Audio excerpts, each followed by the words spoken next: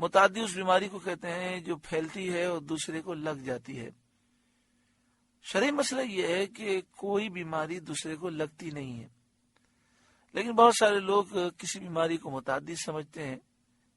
حضرت صدر الافاضل مولانا نعیم الدین مراد آبادی علیہ رحمہ تفسیر خزائن العرفان میں لکھتے ہیں، شرعاً کوئی بیماری متعدی نہیں، شرعاً کوئی مرض متعدی نہیں ہوتا۔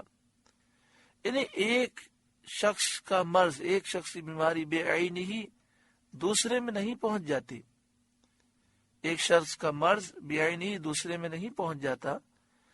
مادوں کے فساد اور ہوا وغیرہ کی سمتوں کے اثر سے ایک وقت میں بہت سے لوگوں کو ایک طرح کے مرض ہو سکتے ہیں، لیکن حدوث مرض کا ہر ایک میں جدا گانا ہے، کسی کا مرض کسی دوسرے میں نہیں پہنچتا۔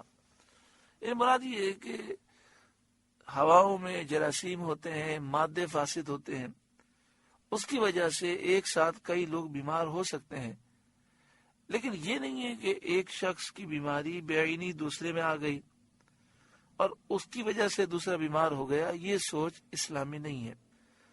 دوسرا، حضرت صدر الافاضل علیہ رحمہ لکھتے ہیں، علوم نجوم، علم نجوم حق ہے، نجومی کا جو علم ہے، نجوم کا جو علم ہے وہ ثابت ہے، لیکن سیکھنے میں مشغول ہونا منسوخ ہو چکا، ہمیں سیکھنا نہیں چاہیے۔ آگے ارشاد فرمایا، فَتَوَلَّوْا عَنْهُ مُدْبِرِينَ، تو وہ اس پر پیٹھ دے کر پھر گئے، یعنی اپنے میلے کی طرف لوگ چلے گئے اور حضرت ابراہیم علیہ السلام کو چھوڑ گئے۔ آپ بت خانے میں آئے، فراغ الى آلہتہم فقال الا تأکلون، پھر ان کے خداؤں کی طرف چھپ کر چلے، پھر ان سے کہا کیا تم نہیں کھاتے، یعنی اس کھانے کو جو تمہارے سامنے رکھا ہے۔ بتوں نے اس کا کچھ جواب نہ دیا، اور وہ جواب ہی کیا دیتے۔ تو آپ نے فرمایا، ما لکم لا تنطقون، تمہیں کیا ہوا کہ نہیں بولتے۔ اس پر بھی بتوں کی طرف سے کچھ جواب نہ ہوا، وہ بے جان پتھر تھے، جواب کیا دیتے۔ فراغ علیہم ضربا بالیمین، تو لوگوں کی نظر بچا کر انہیں سیدھے ہاتھ سے مارنے لگا، اور حضرت ابراہیم علیہ السلام نے بتوں کو مار مار کر پارا پارا کر دیا، ریزہ ریزہ کر دیا۔ جب کافروں کو اس کی خبر پہنچی، فَأَقْبَلُوا إِلَيْهِ يَزِفُّونَ، تو کافر اس کی طرف جلدی کرتے آئے اور حضرت ابراہیم علیہ السلام سے کہنے لگے کہ ہم تو ان بتوں کو پوجتے ہیں، تم انہیں توڑتے ہو۔ قال تعبدون ما تنحتون، فرمایا کیا اپنے ہاتھ کے تراشوں کو پوجتے ہو۔ واللہ خلقکم وما تعملون، اور اللہ نے تمہیں پیدا کیا اور تمہارے اعمال کو، تو عبادت کا لائق وہ ہے نہ کہ بت۔ اس پر وہ حیران ہو گئے اور ان سے کوئی جواب نہ بن آیا۔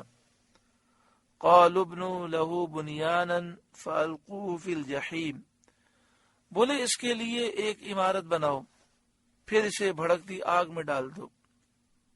تو پتھر کی انہوں نے عمارت بنائی، 30 گز لمبی، 20 گز چوڑی، 4 دیواری بنائی، پھر اس کو لکڑیوں سے انہوں نے بھر دیا اور اس میں آگ لگائی، یہاں تک کہ آگ نے زور پکڑ لیا۔ آگ نے زور پکڑ لیا تو انہوں نے کہا کہ اسے بھڑکتی آگ میں ڈال دو۔ فَأَرَادُوا بِهِ كَيْدًا، تو انہوں نے اس پر داؤ چلنا چاہا، مکر و فریب کرنا چاہا۔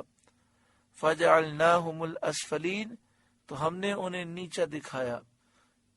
حضرت ابراہیم علیہ السلام کو اس آگ میں سلامت رکھ کر کافروں کو نیچا دکھایا، آگ سے سلامتی کے ساتھ آپ باہر نکلے۔ وقال، اور فرمایا، انی ذاہب الی ربی سیہدین، میں اپنے رب کی طرف جانے والا ہوں، اب وہ مجھے راہ دے گا۔ اس دارالکفر سے ہجرت کر کے جہاں جانے کا میرا رب حکم دے گا وہاں جاؤں گا۔ چنانچہ اللہ تعالیٰ کے حکم سے آپ سرزمین شام میں ارض مقدسہ کے مقام پر پہنچے تو آپ نے اپنے رب سے دعا کی، رب حبلی من الصالحین، الہی مجھے لائق اولاد دے، مجھے نیک صالح اولاد دے۔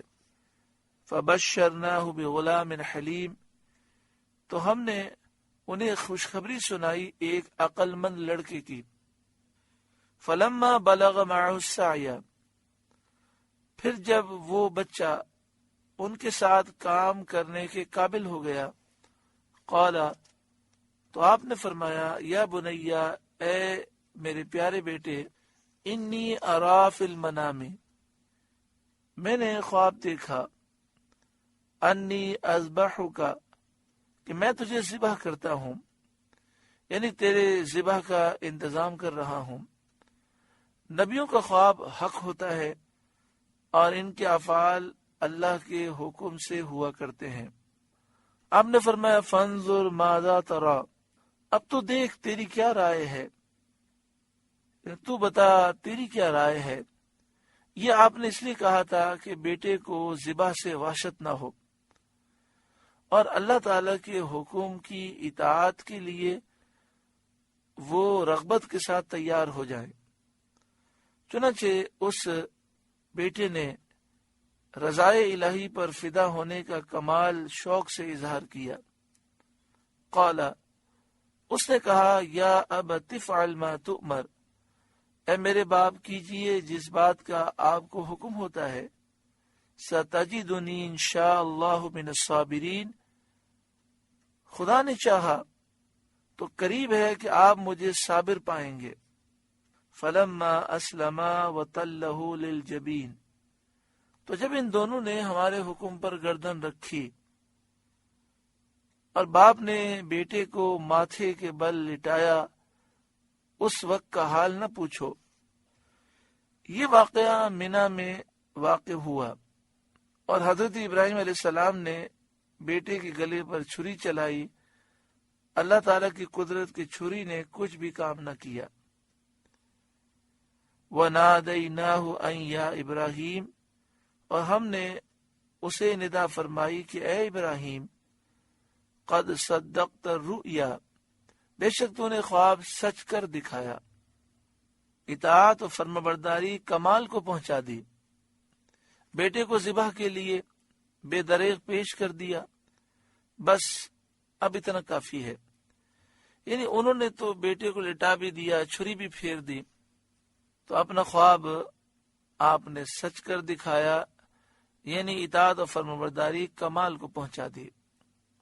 انا کذالک نجزی المحسنین، ہم ایسا ہی صلہ دیتے ہیں نیکوں کو۔ ان ھذا لہو البلاء المبین، بے شک یہ روشن آزمائش تھی۔ وفدیناہ بذبح عظیم، اور ہم نے ایک بڑا ذبیحہ اس کے فدیے میں دے کر اسے بچا لیا۔